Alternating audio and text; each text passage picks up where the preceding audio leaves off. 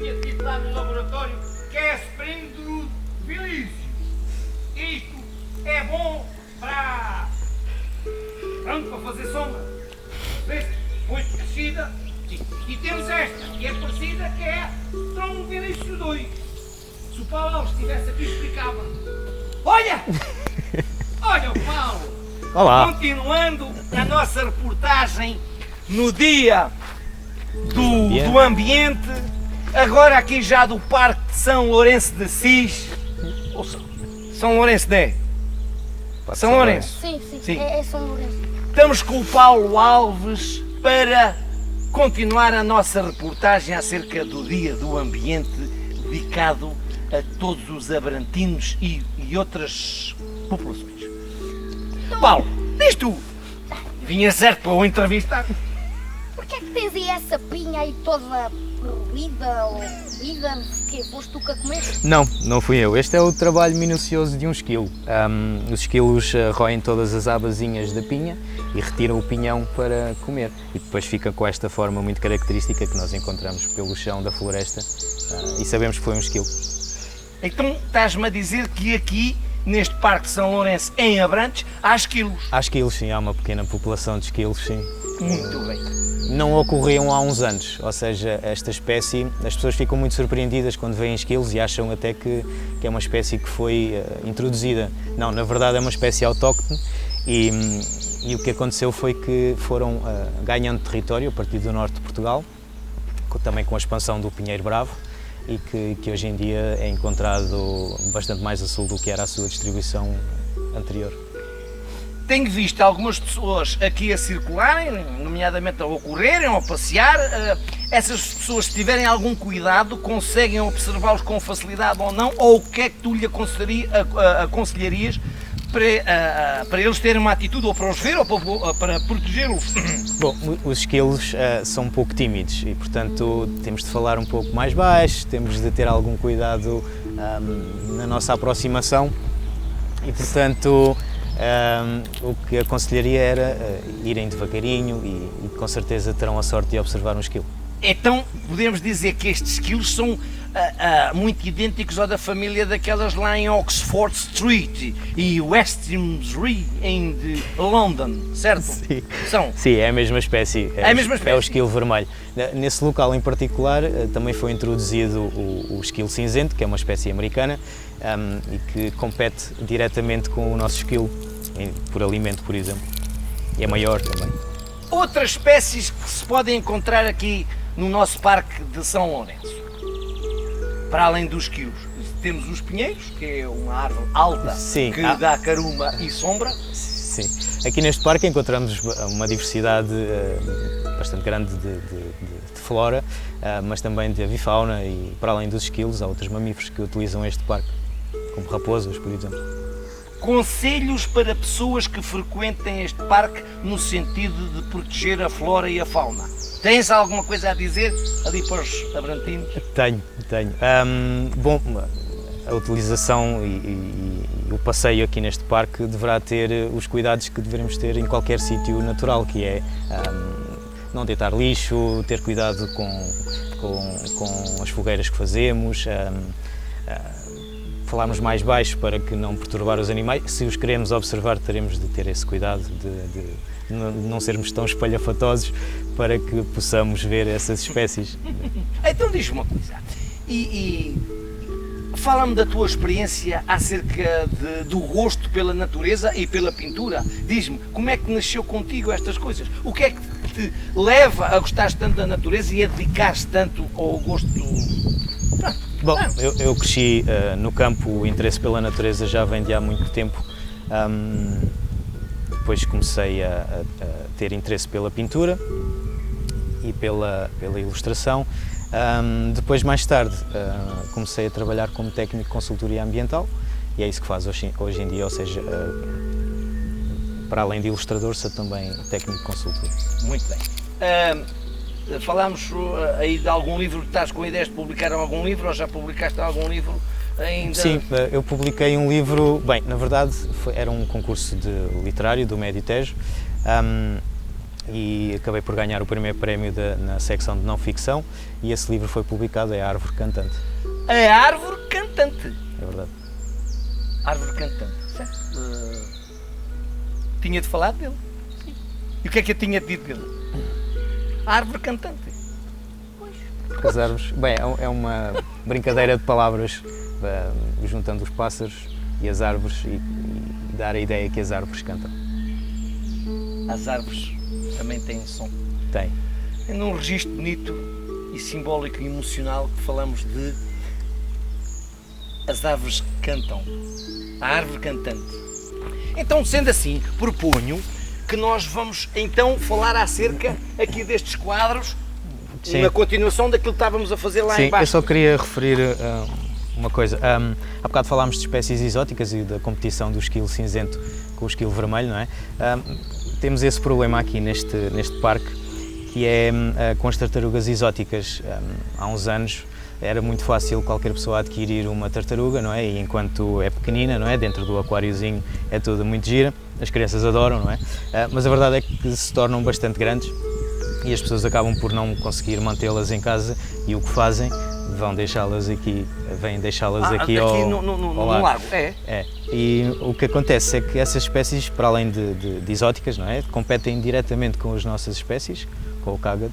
É Elas verdade. fazem competição Competem, não só por locais de a nadar, nidificação, pelo espaço, pelo próprio espaço, não é? Porque eles gostam de apanhar sol, como são. Um concurso que elas poderiam fazer entre elas.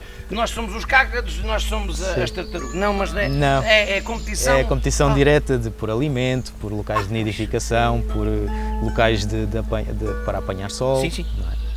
Pois Portanto, deixava o conselho às pessoas para, se não conseguirem manter esses cágados, que não os libertem na natureza. Há centros de acolhimento para esses animais. Então eu queria só aqui fazer uma pergunta. Então, mas o que é que as tartarugas ou os cágados comem? Eles são carnívoros, principalmente. Eles comem peixinhos. Hambúrguer, não? Não. Bem, há pessoas que lhes dão hambúrguer em casa, mas não é um alimento preferencial. Sim. Eles na natureza comem peixes, anfíbios, até material vegetal também. Portanto, acabam por ser um pouco omnívoros. Então, e elas correm rápido? Se quiserem, conseguem até correr bastante rápido. Embora o método de defesa que elas preferem é colher as patinhas e o pescoço para dentro da carapaça. Vai passar aí algum a correr. Sim. Está bem. Então, vamos passar aqui a falar do papagaio. Vamos. Bem, apesar das cores bastante chamativas, não é um papagaio, é um gaio. Pronto, quem vê isto à distância, obviamente, dizia que era um gaio, quando eu estava a pensar que era um papagaio, uma espécie Mas de... é um gaio, precisamente. É um gaio. Sim. Então, o gaio... desculpa, vou falar tu. Ele armazena bolotas. Sim, é um aliado das florestas. O gaio tem o hábito de armazenar bolotas de sobreiros, de carvalhos, numa pequena despensa e no inverno, como não há essa provisão alimentar, ele vai às suas despensas e lembra-se perfeitamente do sítio onde deixou as bolotas e vai usufruir dessa recolha que fez durante o verão. Ele come também escaravelhos e larvas de borboletas. Come também, sim. É também um aliado da agricultura por comer essas pragas. Mas deixa-me só referir uma coisa. Como ele faz essas despensas de bolotas e, apesar de se lembrar do sítio onde as deixa, acaba sempre por deixar algumas, que não as consegue comer todas, não é? Portanto, é também um aliado das florestas no sentido em que, como enterra as bolotas, essas bolotas, as que não come, não é? Acabam por se tornarem árvores, portanto é um aliado valioso na dispersão de carvalhos em Portugal. Ele come também pequenos passarinhos, não é? Sim. O que lhe dá uma, como dizer, as pessoas não gostam muito dos gaios. Bom, não só por isso, por ter o hábito de por vezes aproveitar um passarito que encontra para comer, mas também por causa de comer uvas ou fruta e isso traz-lhe um pouco de má reputação. No entanto, todas as outras coisas boas que ele tem, características, acho que valem a pena tê-lo como vizinho. O gaio, sendo uma ave que voa, Voa e normalmente bem. acontece a todas as aves, também há aqui no Parque São Lourenço. Sim, também está presente E no Parque de São onde Lourenço. faz essas dispensas que estão para aí. Sim, não é? sim, como há sobreiros, ele aproveitará de certeza as boletas que É interessante. existem aqui. Como é que, quem diria que os gays também voam? Bom, então passamos talvez à outra. E agora, para aqui, que pássaro é este? Esta aqui eu sei. Esta aqui é uma planta. É orquídea abelha. É verdade, chama-se orquídea abelha. E agora, aqui o nome científico foi aqui. É Orquis Apífera, apífera. Pois, é isso. sim. O nome orquídea vem do grego orquis, que significa testículo. É verdade, porque tem esta forma de saco, não é? Acaba por ser daí que vem. E E de hoje, de forma, não é? significa formato. Sim. As coisas que este miúdo sabe. Então, isto voa, ou como é que é? Tem as Não, asas, não é? Apesar de parecer que tem asas, não, é apenas a forma da planta, não é? Ah, pronto. Tem esta Isto forma. é uma planta. É uma planta. Bem parecida. É uma planta, é. Depois está ali de boca E aberta. orquídea abelha é abelha porque atrai as abelhas e porque tem parecenças com uma abelha. Sim, a forma acaba por ter a forma de uma abelha e neste caso em particular, na zona mediterrânica, esta planta usufrui do trabalho de uma espécie em particular de abelha que acaba por polinizar esta planta. Portanto, daí o nome. Esta orquídea abelha tem parecenças assim com um Pokémon. É quase, sim. É muito engraçada esta orquídea. Ah, e então também foi. Pintaste este quadro, não é? Sim, também ilustrei Estou esta aqui parte. A apífera. Testículo. Sim, Passamos para a outra, não é? passamos. Então vamos avançar aqui para o gaio. O gaio. Não é um gaio, é um pica-pau galego. O mais pequeno pica-pau de Portugal e da Europa. Pica-pau. Este pica-pau, ele é capaz de dar entre 15 a 16 bicadas com o bico em árvores em um único segundo, não é? É verdade, eles têm essa particularidade. Como constroem os ninhos nas árvores, não é? O bico funciona como uma picareta no tronco e para conseguirem furar a árvore, não é? O tronco, terão de picar com essa velocidade toda. E ele, num dia, consegue bicar cerca de 12 mil vezes. Tu sabes muito mais do que eu, mas é provável que sim, que eles consigam picar com essa frequência. 12 mil vezes. 12 mil picar. vezes, é impressionante. Outra coisa, Dia. sim, Por dia. agora imaginem uma ave que bica com essa intensidade ao longo de um dia, não é? Se tem de ter um sistema muito especial de amortecimento dessas pancadas. E como é que ele o faz? A língua, para além de servir de ferramenta para ir buscar os insetos que se alimentam nos buraquinhos das árvores, dá também a volta ao crânio e acaba por funcionar como um capacete, um amortecedor de bicadas. Senão, o próprio pica-pau ficaria tontinho com tanta bicada nos troncos das árvores. Assim não era, não é? E a língua faz essa cena. A língua dá essa volta no crânio e funciona como um amortecedor. Pois, a língua fazer de amortecedor no crânio. Sim. É uma coisa. Pica-paus, eu por acaso conheço aqueles que são acompanhados com pícolos e Sim. vamos picando. Sim. Daí talvez Também, uma espécie daqui. Existe Sim, aqui. também existe aqui. É uma espécie que é bastante tímido. Não podemos realmente. Temos de ter bastante cuidado na aproximação que fazemos à ave, porque ela acabará por voar ao mínimo movimento. Supostamente, as pessoas, se tiverem alguma atenção, Sim. E se calhar conhecerem. conseguiriam ouvir o. Exatamente.